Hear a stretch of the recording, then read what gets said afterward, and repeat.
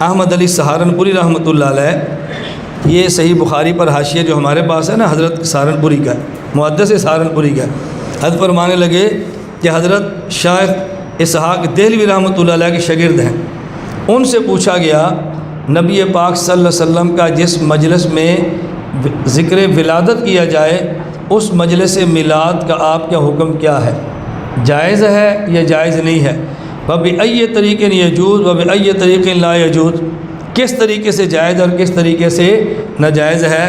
حضرت نے جواز کے لیے 8 شرطیں بیان فرمائیں۔ کتنی شرطیں؟ حضرت فرماتے ہیں کہ ہمارے ہاں رسول اکرم صلی اللہ علیہ وسلم کی ولادت مبارک کا ذکر کرنا جائز ہے، تو اس کی 8 شرطیں ہیں، آپ دیکھیں کتاب میں۔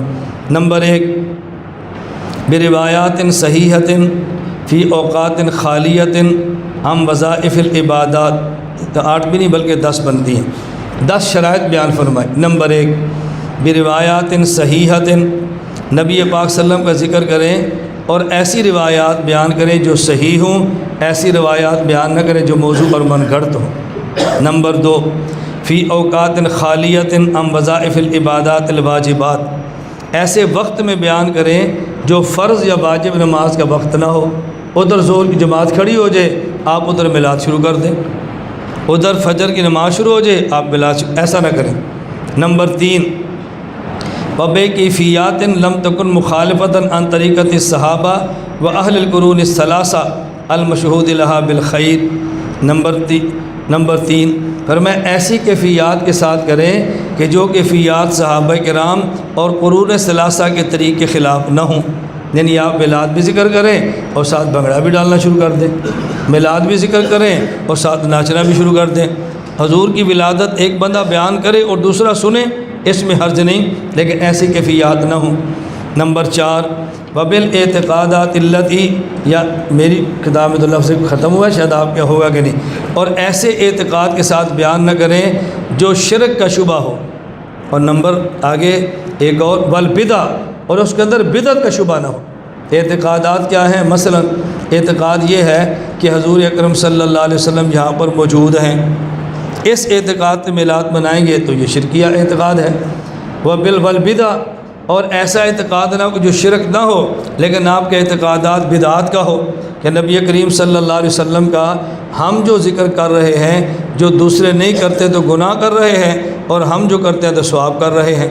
اعتقاد شرک کا بھی نہ ہو اور اعتقاد بدعت کا بھی نہ ہو۔ آگے دیکھیں، وبالآداب التی لم تکن مخالفۃ عن سیرت الصحابہ التی مصداق قول علیہ السلام ما انا علیہ واصحابی، اور ایسے آداب کے ساتھ نہ کریں کہ جو آداب صحابہ کرام کے طریقے کے مخالف ہوں۔ صحابہ کرام نبی کریم صلی اللہ علیہ وسلم کا ذکر مبارک فرماتے، اللہ کے نبی کا تذکرہ کرتے، اللہ کے نبی کے اخلاق کو بیان کرتے، حضور پاک کی سیرت اور صورت کو بیان کرتے، تو آپ کے آداب وہی ہوں جیسے صحابہ کرام بیان فرماتے تھے، اپنی طرف سے کمی اور اضافے نہ کریں، اپنی طرف سے کمی اور اضافے نہ کریں۔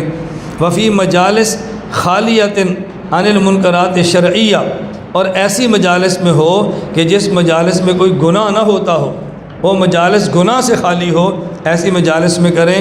آگے کیا فرماتے ہیں کہ موجب، اس کو چھوڑ دیں، ذرا آگے چلیں۔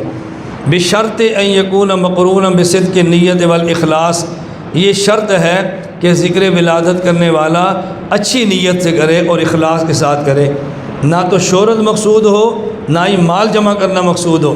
باعتقاد کونہ داخلا فی جملۃ الاذکار الحسنۃ المندوبہ، اور یہ اعتقاد ہو کہ جیسے اور چیزیں مستحب ہیں اللہ کے نبی کی ولادت کا ذکر کرنا بھی مستحب ہے۔ غیر مقیدۃ بوقت من الاوقات، اور خاص وقت معین نہ کریں کہ 12 ہی کو کریں گے، 13 کو نہیں کریں گے، 11 کو کریں گے، 10 کو نہیں کریں گے، یہ خاص وقت متعین نہ کریں۔ اب 2 جملے پیچھے آ جائیں، موجب للخیر والبرکہ، تو پھر اللہ کے نبی کی ولادت کا ذکر کرنا خیر اور برکت کا ذریعہ ہے۔ ہم اس کو مستحب سمجھ، ہم اس کو ناجائز نہیں سمجھتے۔ اور ہم ناجائز کسے سمجھتے ہیں؟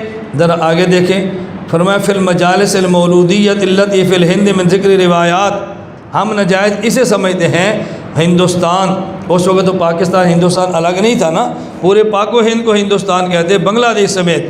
انہوں نے کہا ہم اس کو گناہ سمجھتے ہیں، اس کو بدعت سمجھتے ہیں نمبر 1 ایسی روایات ذکر کرتے ہیں جو موضوع ہوتی ہیں، من گھڑت روایات ہمارے یہاں بیان کی جاتی ہیں۔ نمبر 2 واختلاط الرجال والنساء، ہمارے ہندوستان میں جو مولود پڑھا جاتا ہے اس میں عورتیں اور مرد مخلوط مجمع ہوتا ہے، یہ کبیرہ گناہ ہے، عورتیں اور مرد اکٹھے ہو کے پڑھیں۔ آگے بل اسراف فی ایقاع شموع والتزیینات، اور اس طرح زائد مال خرچ کرنا، اسراف اور بے جا، صرف زینت کے لیے، مزین کرنے کے لیے، وہاں بلب لگائیں، لائٹیں لگائیں، پتیاں لگائیں، رنگ پھینکے، اسراف اس کے اندر ہمارے یہاں کیا جاتا ہے۔ بات قاد کون ہی واجباً بالتان والسب والتکفیر علامہ لم یحضر معهم فی مجلسہم، فرمایا اور جو ان کی مجلس میں شریک نہ ہو اس پر طعنے بھی ہوتے ہیں، اس کو گالیاں بھی دیتے ہیں، اس پر کفر کے فتوے بھی دیتے ہیں۔ ہم جس میلاد کا مخالفت کرتے ہیں وہ یہ ہے، روایات موضوع بیان کی جاتی ہیں، اسراف وہاں پہ ہوتا ہے، عورت مرد اکٹھے ہوتے ہیں، مجالس میں منکرات ہوتے ہیں، وقت کا تعین ہوتا ہے، اور شریک نہ ہونے والے کو کافر اور گناہ گار سمجھا جاتا ہے، ہم اس کی مخالفت کرتے ہیں۔ اگر یہ چیز نہ ہو، آگے دیکھو خلاصہ، فلو خلا من المنکرات حاشا ان نقول ان ذکر الولادت الشریفہ منکر و بدعۃ وکیف یظن بمسلم هذا القول الشنیع فهذا القول علینا ایضا من افتراءات الملاحدۃ الدجالین الکذابین، فرمایا ہمارے اوپر یہ دجال اور کذاب لوگوں کا افطرا ہے، اگر ان منکرات سے خالی ہو تو اللہ کے نبی کا ذکر کرنا یہ مستحب ہے، ہم اس کو بدعت نہیں کہتے۔ خلاصہ سمجھ گئے؟ دیکھیں جیسے ہمارے ہاں جب جلسہ ہوتا ہے تو سیرت کے جلسے میں حضور پاک صلی اللہ علیہ وسلم کی ولادت کا ذکر ہوتا ہے یا نہیں؟ ہم اس کو جائز سمجھتے ہیں۔ اللہ کے نبی کا لباس کا ذکر کریں، آپ کی ازواج کا ذکر کریں، آپ کی اولاد کا ذکر کریں، آپ کے شہر کا ذکر کریں، آپ کے قیام و قعود کا ذکر کریں، آپ کی عبادات عادات کا ذکر کریں، آپ کے اخلاق کا ذکر کریں، حتیٰ کہ آپ کے بول و براز کا ذکر کریں، یہ ہمارے ہاں عبادات ہے، بس منکرات اور خرافات شامل نہیں ہونی چاہیے۔